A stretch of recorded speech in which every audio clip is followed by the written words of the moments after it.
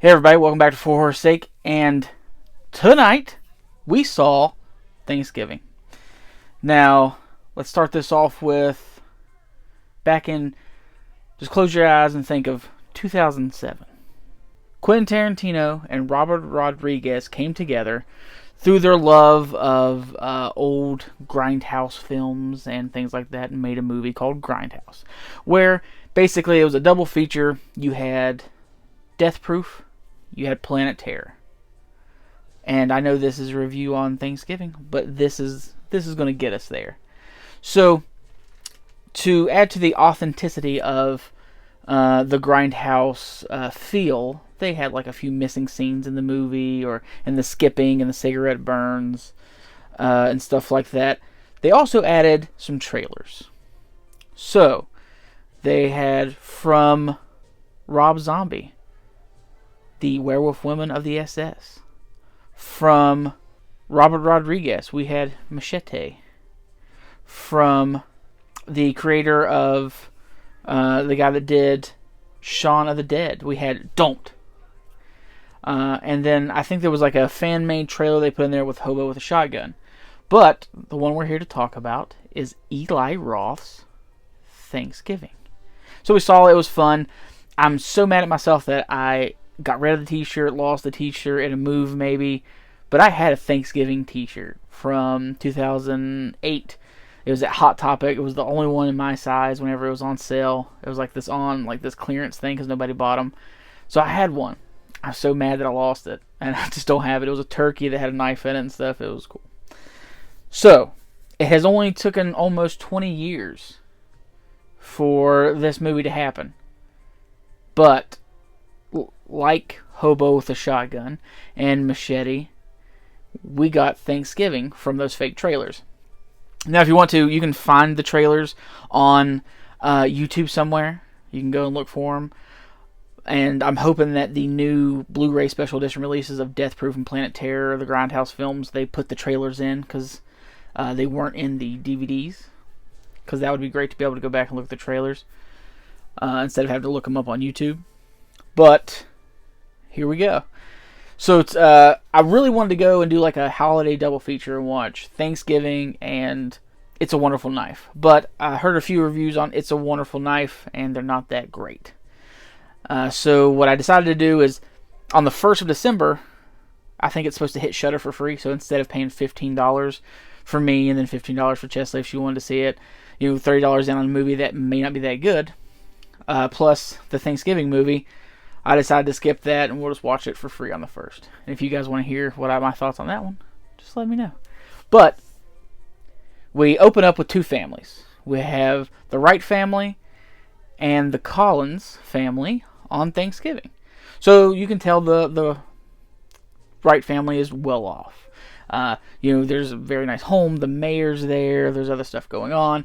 And then the Collins family, the sheriff comes over. They're going to have, a nice little Thanksgiving dinner together. And so Mr. Collins is going to have to take off because he has to go work. And it turns out Mr. Wright owns a shop that he works at, and they're actually opening it on Thanksgiving. Instead of having Thanksgiving off, they're going to open on Thanksgiving and then, to do the Black Friday stuff instead of, on Black Friday.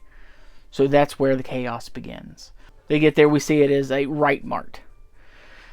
So basically, it's the biggest ripoff of your Walmart, your Targets, things like that. They get there. Some chaos ensues on Black Friday. There's some death. There's some mayhem. There's just a whole lot of chaos. And in my honest opinion, if you remember, I think it was last year, the year before that, we got a movie called Black Friday that had, Bruce Campbell in it, Devin Sawa, stuff like that. I was very excited to see it. Saw it. Horrible representation of Black Friday. Before that, the best we got was the beginning of Krampus. But this shows you what Black Friday really is. Just pure hate in everyone's heart and greed. So, a lot of death, a lot of mayhem, and then we flash forward, a year later. He's saying, like, we got more security this year, we're still going to do it on Thanksgiving, and all this other stuff, and you're introduced to his daughter and her friends. The loyal manager or whatever from Wright Mart, from Collins family, you see is protesting and against it and stuff like that. So there's going to be a few red herrings from this. And just to let you know before we really get deep into it, there's going to be spoilers. So just be prepared.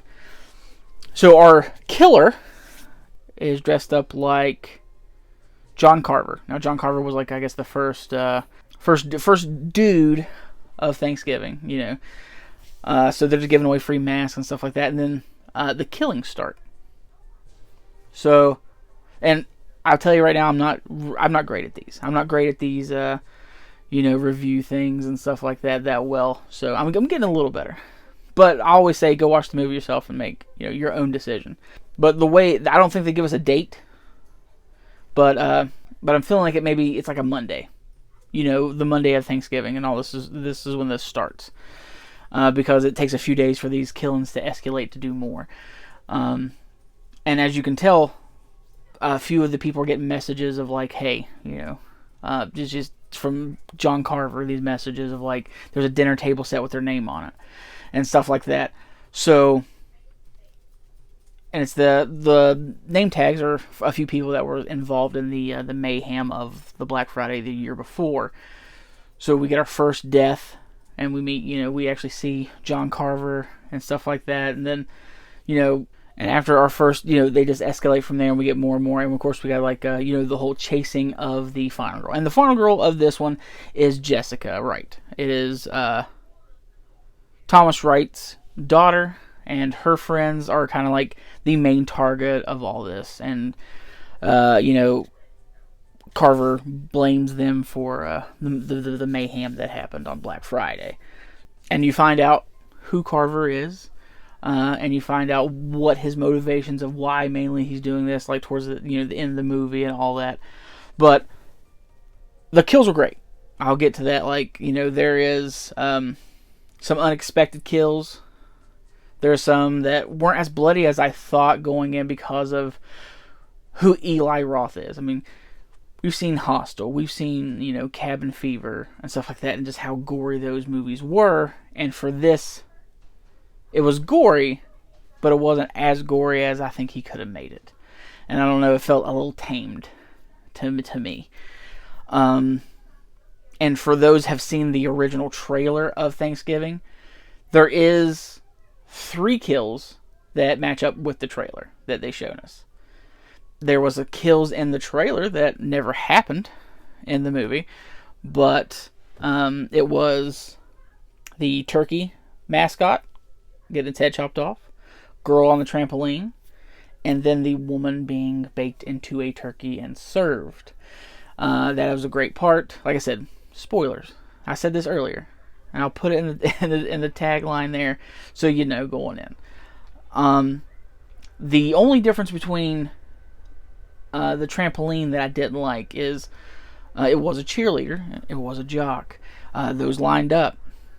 She was jumping on a trampoline. She got topless and bottomless in the trailer. And whenever she went to go jump down, she did a split, and the knife went right where you think it went. In the actual movie, she did not get topless. She did go bottomless super quick. You never saw anything. And she was jumping on a trampoline, got her foot, and then she fell sideways, and he kind of just, every time she bounced, he was placing the knife in a new place.